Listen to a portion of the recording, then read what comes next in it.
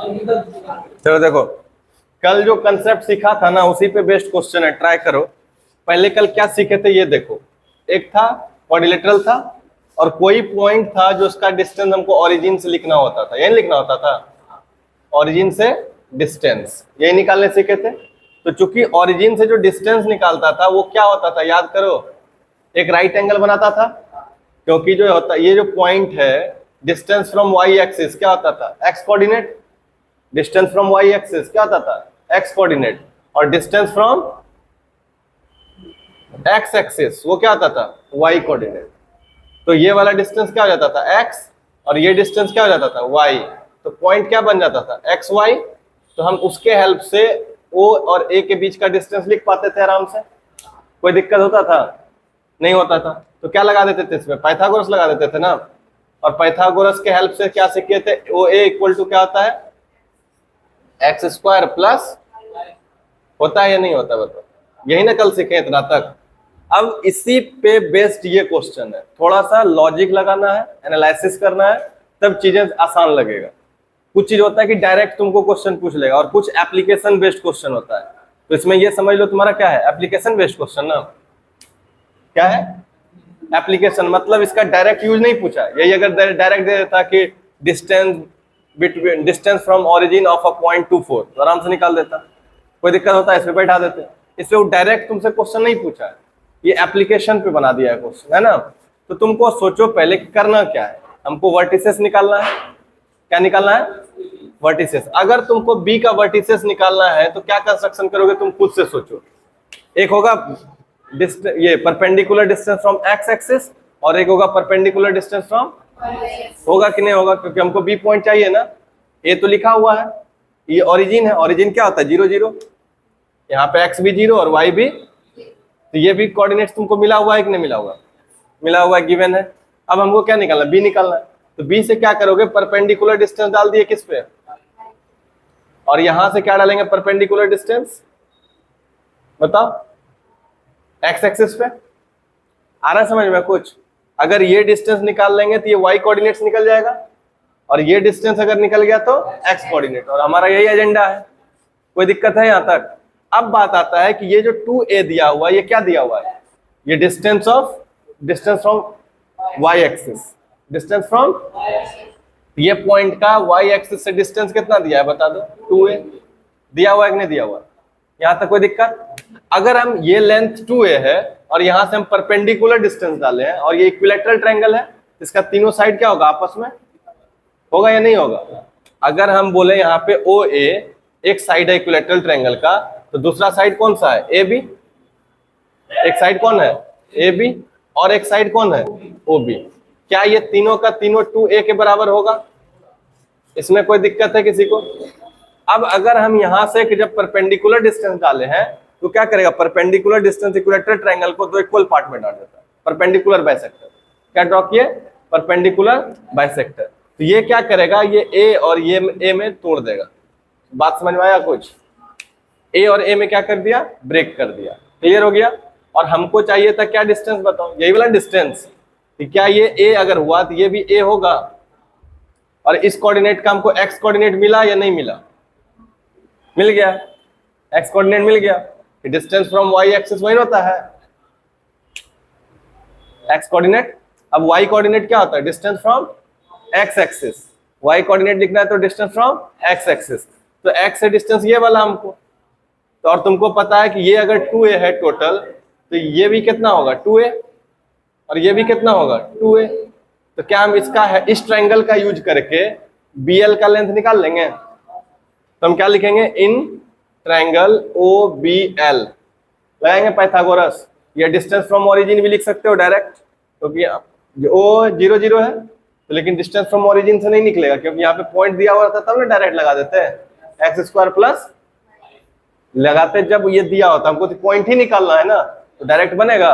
और जो रट के बनाता है ना फॉर्मूला से, उससे यही क्वेश्चन नहीं बनेगा, क्योंकि वो डायरेक्ट फॉर्मूला सीखा डिस्टेंस फ्रॉम ओरिजिन, तो दिक्कत हो जाएगा ना यहाँ पे उसको। अब यहाँ पे क्या करेंगे बताओ। अब यहाँ पे तुम्हारा क्या बचा, ये क्या बताए थे कि जो 90 बनाता है उसका स्क्वायर का सम है ना, इसका स्क्वायर का सम हाइपोटेनस के स्क्वायर के सम के बराबर होता है, ये नहीं बोले हैं। तो क्या लिखेंगे बताओ, ओ एल का स्क्वायर अब प्लस क्या एल बी का स्क्वायर इक्वल टू क्या हो जाएगा ओ बी का स्क्वायर। होगा क्या नहीं होगा, यहाँ तक कोई दिक्कत। अब बैठा दो इस पे, ओ एल कितना दिया हुआ है ए का स्क्वायर, एल बी कितना दिया है नहीं दिया है, निकालना है। ओ बी कितना है 2a का होल स्क्वायर। यहाँ तक को समझ में आया कि नहीं। अब क्या होगा, एल बी स्क्वायर बराबर बताओ 4a स्क्वायर और माइनस ए स्क्वायर। तो एल बी स्क्वायर बराबर कितना हो गया 3a स्क्वायर हुआ या नहीं हुआ। तो एल बी बराबर कितना हो जाएगा रूट अंडर 3a स्क्वायर होगा। और ये 3 का स्क्वायर रूट तो नहीं निकलेगा, नहीं निकलेगा। तो एल बी बराबर कितना हो जाएगा √3 इंटू ए स्क्वायर का बाहर कितना आएगा ए। एल बी कितना हो गया √3a। तो एल बी अगर √3a हो गया तो यही ना है distance from X axis B coordinate का। तो वाई कोऑर्डिनेट कितना निकल गया √3a। बात समझ में आया कि नहीं आया, निकल जाएगा, ये कोई दिक्कत हो गया। चलो देखो पहला पॉइंट क्या है 50 ना। तो 50 पहले सोचो कि वो किस एक्सिस पे लाई कर रहा है। नहीं, अगर x का वैल्यू कुछ दिया हुआ है, y अगर 0 है तो वो पॉइंट x एक्सिस पे है, अगर x 0 है तो वो पॉइंट y एक्सिस पे लाई कर रहा है। बताए थे ना पहले भी ये चीज डिस्कस किए थे। तो बताओ यहाँ पे y क्या है 0 और 5 कुछ पॉइंट है ना, ये पॉइंट कहाँ पे लाई कर रहा है x एक्सिस। आ रहा है समझ में नहीं आ रहा है, जिसको समझ में ना आए सिंपल ऐसा डायग्राम बनाओ। अब सोचो कि इस पॉइंट को कहाँ पे लोकेट करोगे 50, तो x का डिस्टेंस 5 और y 0 यहीं पे ना होगा। अब बताओ ये पॉइंट कहाँ पे आया x एक्सिस पे, ये x है और ये y और ये y डैश और ये x डैश। दूसरा 0 -2 है ना, तो x है 0 और y कितना है -2। तो लाइक दैट कुछ यहाँ पे लाई करेगा नीचे में, तो किस एक्सिस पे आया y एक्सिस। ये क्या हो जाएगा y एक्सिस। और इसमें -4 0, x वाला नेगेटिव है -4, यहाँ पे क्या हो जाएगा -4 0। ये किस पे लाई कर रहा है x एक्सिस। 0 5 तो x 0 y 5, ये हो गया पॉइंट क्या 0 5। तो ये भी क्या हो जाएगा y एक्सिस। यहाँ तक समझ में आया, कोई दिक्कत। देखो डिस्टेंस फ्रॉम ओरिजिन भी निकाल लिए, ओरिजिन से कैसे डिस्टेंस को कैलकुलेट करते हैं। अब हम लोग का जो कंसेप्ट है ना वो होगा डिस्टेंस बिटवीन 2 पॉइंट्स। किस पे करेंगे डिस्टेंस बिटवीन, चलो चलो देखो एक क्वाड्रेंट बनाते हैं, पहले ध्यान से समझोगे। ये रहा तुम्हारा एक क्वाड्रेंट, पॉइंट दिखाने के लिए ब्लू। ये हो गया ओरिजिन और ये क्या हो गया एक्स कोऑर्डिनेट, और ये क्या हुआ एक्स नेगेटिव और ये वाई और ये वाई नेगेटिव। यहां तक कोई दिक्कत है। अब समझना थोड़ा सा कि अभी कोई एक पॉइंट डाले थे और ओरिजिन से डिस्टेंस निकाले थे, ठीक है। कोई ऐसा भी तो हो सकता है 2 पॉइंट, कि 2 पॉइंट के बीच में डिस्टेंस पूछ ले, नहीं समझे। अभी एक पॉइंट था तो उसका ओरिजिन से डिस्टेंस आराम से निकाल लिया क्योंकि ओरिजिन 0 0 था। एक दूसरा क्वेश्चन क्या दिए कि हम 2 पॉइंट दे दिए, मान लो एक पॉइंट ए और एक पॉइंट यहाँ पे दे दिए, है ना। ये पॉइंट हो गया बी, तब हमको ए से बी का भी तो डिस्टेंस पूछ लेगा प्लेन में। ये कैसे निकाल लेंगे, ये सब डिस्टेंस भी कोऑर्डिनेट ज्योमेट्री से निकलेगा। बात समझ में आ रहा है कुछ, क्या निकालना है हमारा, क्या एजेंडा क्या है बताओ क्लियर। ए से बी का डिस्टेंस कैसे निकलेगा, यही हमारा मेन मोटिव है। अब सोच के बताओ जरा कि ए बी निकालने के लिए तुमको कम से कम दोनों पॉइंट का लोकेशन तो पता होना चाहिए। ए का भी लोकेशन देगा और बी का भी लोकेशन देगा, तब तुम डिस्टेंस निकाल पाओगे। तब क्या निकाल पाओगे, तो पॉइंट तो होना जरूरी चाहिए ना, कि ए किस पोजीशन पे है और बी भी किस पोजीशन पे है। तो सपोज करो कि ए जो पॉइंट है दिया है तुम्हारा वो है x1 y1 और बी है x2 y2। बात समझ में आया, ये x1 y1 और x2 y2। तो ये मन में नहीं आना चाहिए कि अगर ये वाला अगर पहले पॉइंट ले लें या ये बाद में ले, कहीं भी लो कोई दिक्कत। तुम्हारा मन है तो x2 y2 पहले ले लो और यहाँ पे x1 y1 बाद में ले लो, तो सिर्फ सिचुएशन चेंज होगा। इस वाले केस को देख के तुम क्या बोल सकते हो कौन बड़ा है, x1 बड़ा है या x2 बड़ा है। x2 बड़ा है, कैसे जाने। तो दोनों पॉइंट का पहले लोकेशन पता करने के क्या बोले हैं, दोनों पॉइंट से डिस्टेंस निकाल लो। और डिस्टेंस कैसे निकालते हैं बताओ? इस पॉइंट से अगर हमको डिस्टेंस निकालना है एक्स कोऑर्डिनेट, तो एक्स कोऑर्डिनेट कहां से डिस्टेंस लेता है? Perpendicular distance from. तो अगर मान लो यहां से हम इसका परपेंडिकुलर डिस्टेंस डाल दें, ये होगा कैसा? X coordinate. y से जो परपेंडिकुलर डिस्टेंस डाले ये क्या हो गया? x coordinate. तो ये डिस्टेंस कितना हो गया तुम्हारा? x1 होगा या नहीं होगा बताओ? कोई दिक्कत? अब यहां से अगर हम परपेंडिकुलर डिस्टेंस डाल देते हैं किस पे? x एक्सिस, ये क्या हो जाएगा? y coordinate. तो ये वाला डिस्टेंस क्या हो जाता है? y1 होगा या नहीं होगा? यहां तक कोई दिक्कत है? नेक्स्ट कंसेप्ट यहां भी अप्लाई करो सेम। बी पॉइंट का लोकेशन देखना था, तो बी से हम यहां से क्या डालेंगे? y एक्सिस पे ना। तो ये किसका डिस्टेंस हो जाएगा बताओ? x कोऑर्डिनेट का।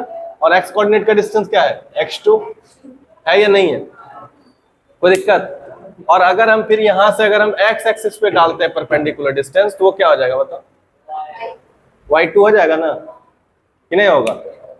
यहां तक कंस्ट्रक्शन करने में कोई दिक्कत किसी को हुआ? तो इसके बिहाफ पे तुम अभी बोल रहे हो कि अभी जो हम लोग कंस्ट्रक्शन लेके चले हैं वो कौन बड़ा है बताओ? x1 is greater than x2, sorry x2 बड़ा है, x2 is greater than x1 और y2 is greater than y1। ये नहीं हिसाब किताब है। इसका उल्टा भी ले सकते हैं क्योंकि ये तो वेरिएबल के टर्म में ले रहे हैं ना, तो कोई भी ले, कोई दिक्कत नहीं है। आगे अब चलो, हमको कहां पे पहुंचना है बताओ? ए से बी का डिस्टेंस। ए से अगर हम उसके लिए यहां से डाल दें इस पे परपेंडिकुलर, क्या डाल दिए? आ गया परपेंडिकुलर। अब एक राइट एंगल दिख रहा है, फिर से बताओ, नहीं दिख रहा है?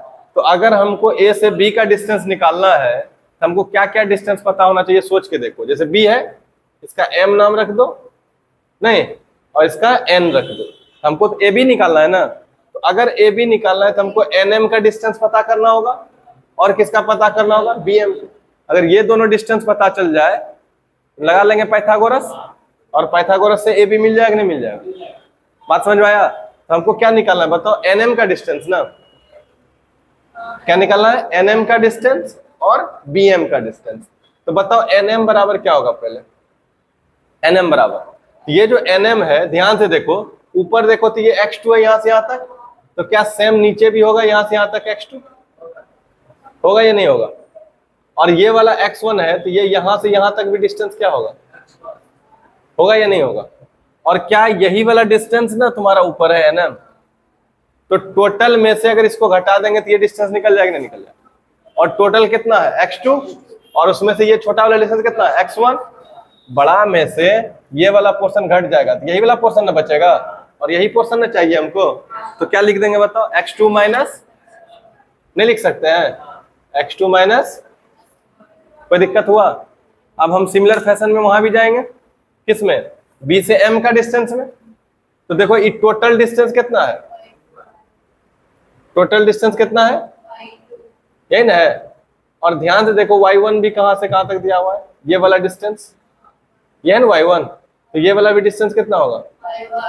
तो अगर ये टोटल में से ये वाला हट जाए तो ये वाला बचेगा? नहीं बचेगा। टोटल में से ये वाला डिस्टेंस घटा देंगे तो ये बच जाएगा y2 माइनस, तो हम इसको लिख सकते हैं y2 माइनस, कोई दिक्कत? तो अगर हम nm लिखने गए nm, तो इसके लिए हमको क्या लिखना पड़ेगा? ये वाला यहां से यहां तक का डिस्टेंस, नामकरण कर दे, कुछ नाम रख देते हैं, p q, हो गया?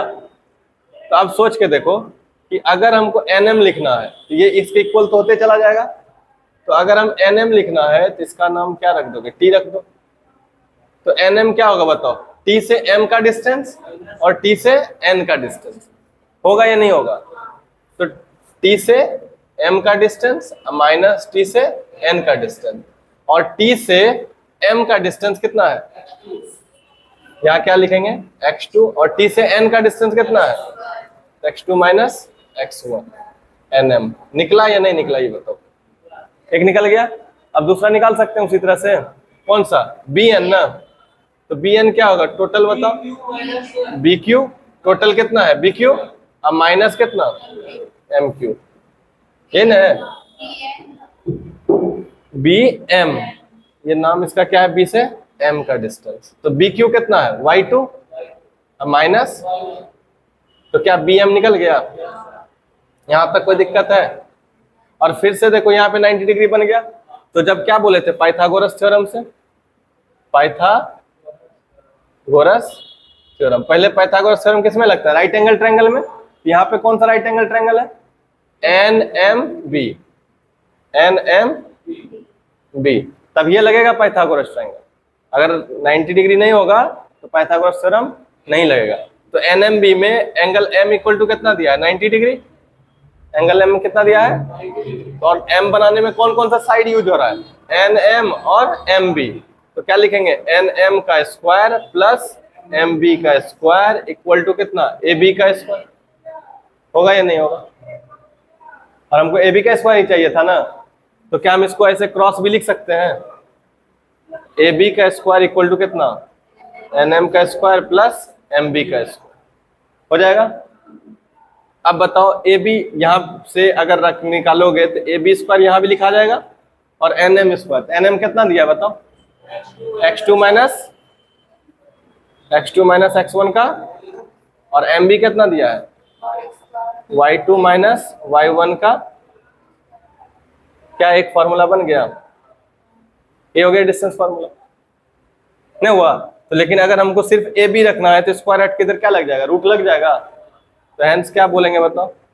ए बी बराबर, ये भी एक तरह से बोल सकते हो, root under x2 minus x1 का whole square plus y2 minus y1 का।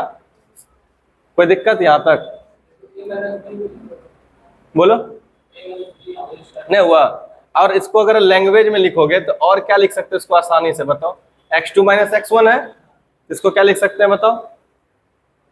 Difference of abscissa. नहीं लिख सकते हैं? डिफरेंस ऑफ का होल स्क्वायर प्लस क्या? Difference of ordinates. क्या हो सकता है? का होल स्क्वायर। समझ में आया? बात बराबर है या अलग अलग है? समझ में आया? अब यहाँ पे एक चीज देखो, अब एक कंफ्यूजन तुम्हारे मन में हो सकता है, क्या x माइनस x2 हो सकता है? हम बार बार एक वर्ड यूज भी करते हैं, कौन सा? कंसिस्टेंसी। क्या वर्ड यूज करते हैं? बात समझ में आया? तो कंसिस्टेंसी में ये कभी नहीं कर देना कि x2 माइनस x1 कर दिए और इधर y1 माइनस y2 कर दिए, गलत हो जाओगे। समझ में आया?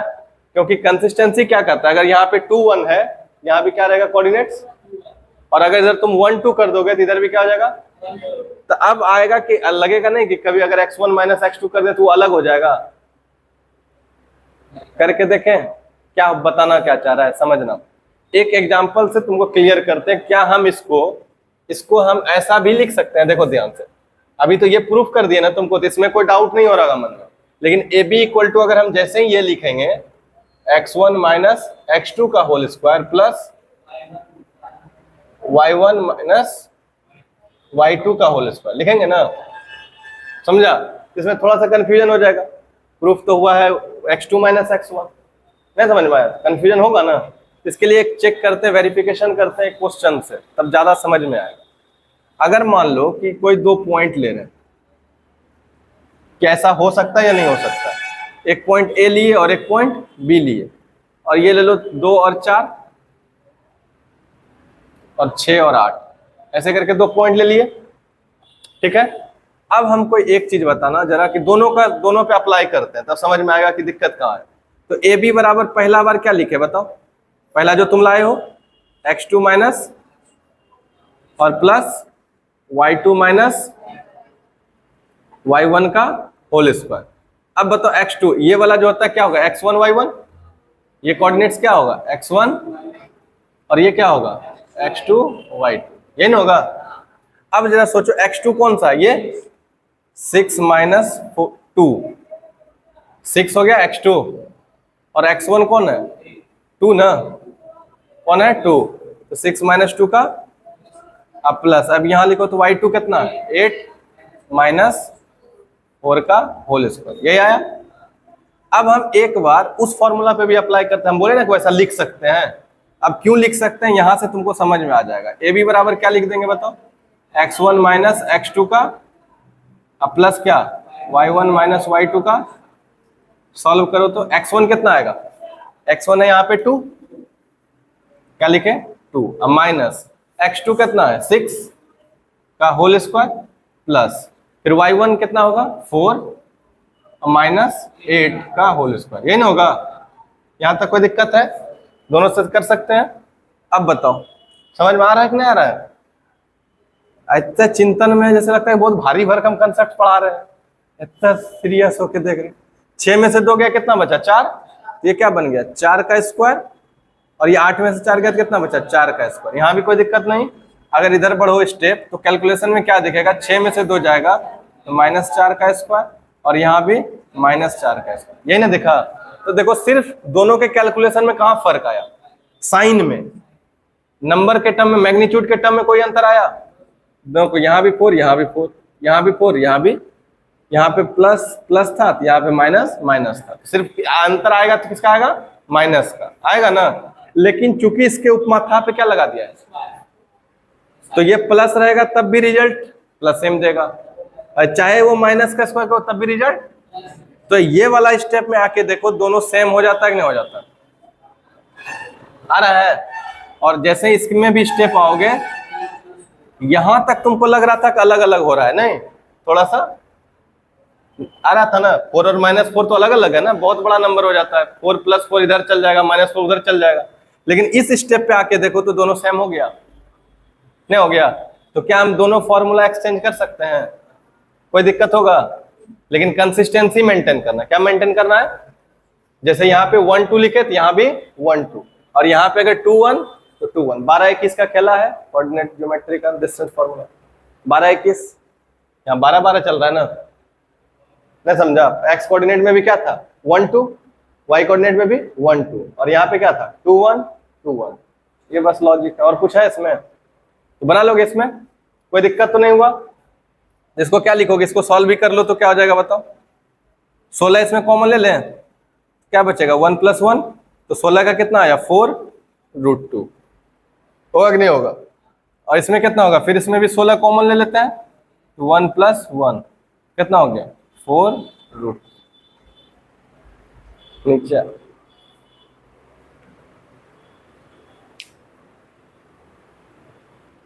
चलो सुनो ध्यान से, अभी तक जो लॉजिक सीखे थे, पहला क्या कंसेप्ट सीखा, distance from origin. Distance from origin, जो एक ही पॉइंट दिया हुआ रहेगा, इसका मतलब है क्या दिया हुआ रहेगा, एक ही पॉइंट, उसका फॉर्मूला क्या निकले था, x² प्लस, हो गया कंप्लीटेड। दूसरा सीखा डिस्टेंस बिटवीन 2 पॉइंट्स, ये ना था डिस्टेंस बिटवीन 2 पॉइंट्स, क्या निकला फॉर्मूला बताओ, √x2 - x1 का whole square plus y2 - y1 का होल स्क्वायर, हो सकता है ना। अब यही कंसेप्ट से देखते हैं क्या ओरिजिन वाला कंसेप्ट बनता है सही या नहीं बनता है, ठीक है।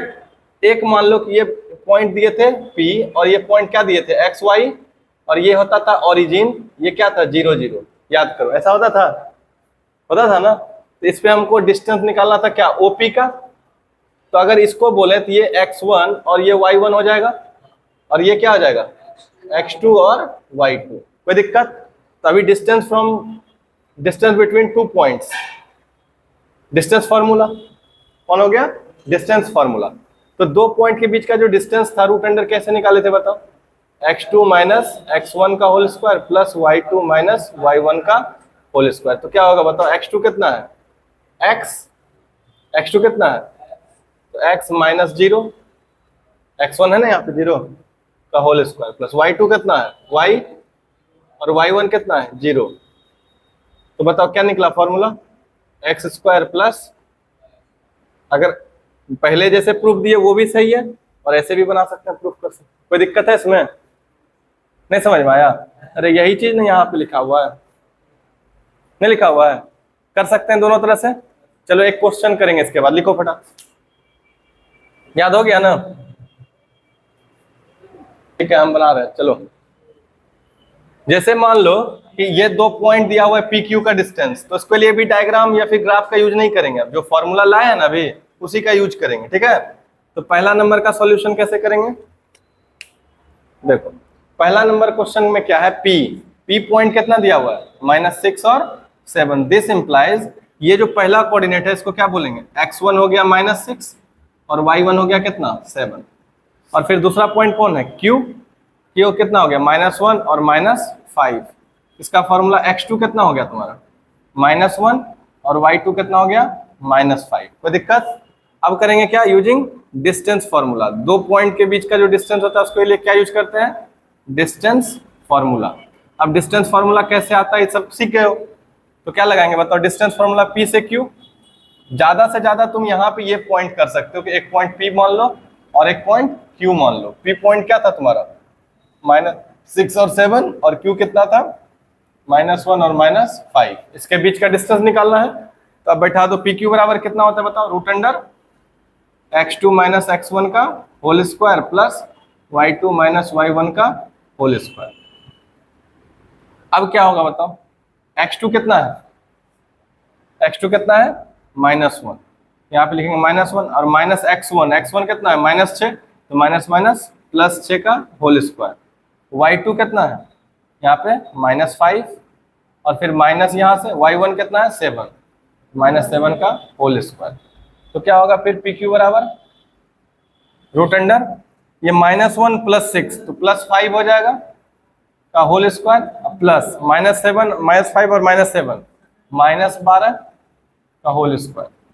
कितना हो गया ये 25 अब प्लस माइनस ये माइनस का स्क्वायर पॉजिटिव हो जाएगा, 12 का स्क्वायर 144। तो कितना हो गया 169। इसका PQ कितना निकल गया 13। कैसे गलत हो गया तुम्हारे, आया आंसर, कोई दिक्कत। चलो इसी तरह से दूसरा खुद से ट्राई करो, अभी बनाओ। ये हो गया ना, अब दूसरा बनाओ। चलो देखो ये क्वेश्चन को कैसे अटेम्प्ट करना है, ध्यान से समझो, थोड़ा सा बेसिक बात को समझना, आवाज मत करो। यहाँ पे R है ना, R कितना है a + b, a - b। इसका मतलब हुआ देखो यहाँ पे ये हुआ x कोऑर्डिनेट और ये क्या हो गया y कोऑर्डिनेट। तो x कोऑर्डिनेट मतलब x1 कितना हो गया a + b और y1 कितना हो गया a - b। यहाँ तक कोई दिक्कत नहीं है। नेक्स्ट पॉइंट कौन है s में बताओ क्या है a - b, -a - b। इसमें बताओ x2 कितना हो जाएगा, x2 हो जाएगा a - b और y2 कितना हो जाएगा -a - b। यहाँ तक कोई दिक्कत नहीं। अब लगाओ यहाँ पे डिस्टेंस फॉर्मूला, डिस्टेंस फॉर्मूला। अभी बस डिस्टेंस फॉर्मूला क्या निकाले बताओ, ये डिस्टेंस किसके बीच में, R से S के बीच में। तो RS बराबर क्या हो जाएगा बताओ, रूट अंडर x2 - x1 का whole square plus y2 - y1 का होल स्क्वायर। अब बताओ x2 लिखेंगे ना पहले, x2 में कौन सा है बताओ, ये यहाँ लिखेंगे a - b और उसके बाद फिर x माइनस है और यहाँ पे x1 कितना है a + b। याद रखना कि जब भी समझो अच्छे से जो बोल रहे हैं वर्ड, ये a - b हो गया, इस ब्रैकेट के बाहर किसका साइन है प्लस का, a - b के बाहर क्या है, जब दो टर्म प्लस माइनस के साथ एसोसिएट हो तो उसको ब्रैकेट में लिखो। किसमें लिखो, तो लिख दिए इसमें। अब फिर माइनस लगा दिए x1 भी देखो दो टर्म है ना, इसको किसके साथ रखोगे ब्रैकेट में a + b। अब यहाँ पे क्या है, और ये पूरे पे होल स्क्वायर, पूरे पे होल स्क्वायर। यहाँ तक कोई दिक्कत है। ये हो गया x1 और ये हो गया सॉरी x2 और ये x1 सेम। अब यहाँ पे क्या करेंगे बताओ, y2 कितना है बताओ, ब्रैकेट में रख देंगे -a - b और फिर यहाँ पे माइनस में है फॉर्मूला से, और y1 कितना हो गया a - b पूरे पे होल स्क्वायर। क्या यहाँ तक बात समझ में आया, कोई दिक्कत यहाँ तक। अगला स्टेप समझना क्या करते हैं, सबसे पहले इस ब्रैकेट को तोड़ेंगे, समझ में आया। तो क्या लिखेंगे बताओ, PQ बराबर रूट अंडर, अब इस पूरे इस देखो ये स्मॉल ब्रैकेट है ना, इसके बाहर किसका साइन है प्लस का, तो इसके अंदर कोई चेंज नहीं होगा, एज इट इज रह जाएगा और ब्रैकेट खत्म। तो क्या बचा बताओ, a - b हो गया। अब फिर देखो यहाँ पे ई पूरे ब्रैकेट के बाहर किसका साइन है, तो इसके अंदर सबका साइन चेंज हो जाएगा। तो रिजल्ट में क्या आएगा -a और -b। तो क्या लिख देंगे -a और -b, कोई दिक्कत। अब यहाँ पे चलो फिर देखो इस पूरे ब्रैकेट के बाहर किसका साइन है प्लस का, ब्रैकेट के बाहर किसका है, तो इसके अंदर साइन चेंज नहीं होगा, तो क्या बचेगा माइनस, अरे रे रे पहले यहाँ पे होल स्क्वायर होगा ना, इसमें क्या कर देंगे होल स्क्वायर प्लस, अब फिर क्या करेंगे इसमें माइनस ए माइनस बी, और इधर क्या हो जाएगा, ये फिर माइनस है ना इसके बाहर में, इसका साइन चेंज हो जाएगा, ए प्लस में है तो क्या हो जाएगा माइनस ए, और फिर माइनस बी है तो क्या हो जाएगा प्लस बी का होल स्क्वायर। अब पहले इसको सॉल्व कर लेंगे अंदर में, तो बताओ क्या होगा, ए प्लस में और ए माइनस में, क्या ये कट जाएगा, और इसमें बताओ बी प्लस में और ये माइनस में कैंसिल आउट हो गया, तो क्या बचा बताओ, रूट अंडर माइनस बी और माइनस बी कितना हो गया माइनस 2b का whole square plus minus 2a का होल स्क्वायर। यहां तक कोई दिक्कत। अब ये क्या होगा माइनस माइनस प्लस हो जाएगा, 2 का स्क्वायर कितना 4 और b का square b square plus 4a square. यहां तक कंप्लीट हो गया। अब बताओ क्या इस दोनों में 4 कॉमन ले सकते हैं, 4 कॉमन, हाँ देखना यहाँ पे बच्चा मिस्टेक क्या करता है पहले ये समझ लो, कि पहले कॉमन मिस्टेक देख लो तब उसका क्या नहीं करना है इधर देखना। अगर हम रूट के अंदर 4b square into 4a square लिखते ना, देखो यहाँ पे क्या है प्लस ना, प्लस और माइनस रहे और इंटू और डिवीजन रहे तो दोनों में डिफरेंस है, प्लस के जगह पे क्या कर दिए इंटू, तब इस केस में तुम 4 का स्क्वायर रूट कितना 2 और b स्क्वायर का कितना b और इंटू फिर 4 का 2 और a स्क्वायर का a, यानी कि क्या हो गया 2a। समझ में आया, ऐसा लिख सकते हैं। लेकिन अगर जैसे यहाँ पे प्लस हो जाएगा ये बाहर नहीं आएगा, ये तुम नहीं लिख सकते हो इसको प्लस लिखने के बाद, देखना जैसे root under 4b square plus 4a square है ना, अगर तुम्हारा मन कर रहा है कि 4 का 2 और b स्क्वायर का b और यहाँ प्लस का प्लस 4 का 2 और a स्क्वायर का a, ये गलत हो जाएगा। समझ में आया कुछ, सिर्फ और सिर्फ जब तक इंटू नहीं रहेगा रूट के अंदर में तब तक वो रूट से बाहर नहीं आएगा, चाहे यहाँ पे प्लस रहे चाहे यहाँ माइनस रहे, दोनों के केस में ऐसा नहीं होगा। लेकिन अगर इंटू है तो हो जाएगा, डिवाइड रहता हो जाता। बात समझ में आया कुछ, कोई दिक्कत, ये वाला गलती नहीं ना करोगे। अब बताओ इसका क्या होगा, यहाँ पे 4 कॉमन लेंगे ना पहले, तो जैसे ही 4 कॉमन लिए देखो इंटू में ना आ गया, इंटू में आ गया तो 4 बाहर आ सकता है कि नहीं आ सकता है, यहाँ पे क्या बचा b square plus a square, तो 4 का कितना हो जाएगा 2 और रूट अंडर कितना ये a square plus b square, क्या ये बाहर आएगा, बाहर आएगा a स्क्वायर का, ये नहीं आएगा, क्यों, क्योंकि ये दोनों ऐड हुआ है ना। बात समझ में आया। और यही अगर इंटू में रहता तब, अगर ये ऐसा रहता 2 root under a square b square, तो ये अलग चीज है ना, क्योंकि इंटू है तो यहाँ पे हो जाता 2 इंटू a स्क्वायर का a और b स्क्वायर का b, तो 2ab हो जाता। लेकिन यहाँ पे प्लस है ना या माइनस भी रहता तो ये बाहर नहीं आएगा, तो यही क्या हो जाएगा हमारा। बात समझ में आया।